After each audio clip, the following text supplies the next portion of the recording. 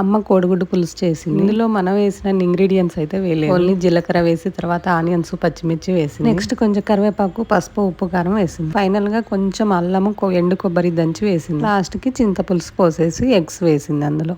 అంతే, చాలా టేస్టీగా కోడిగుడ్డు పులుసు అయితే రెడీ అయిపోయింది. ఏ బాటైనా పర్వాలేదంట, సమయంతో సాగటమే మన సింపుల్ సిద్ధాంతం.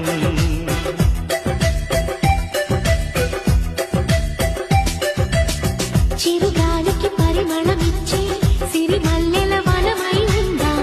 గగనాన్ని నేలను కలిపి హరివిల్లుల వంతెన అవుదాం.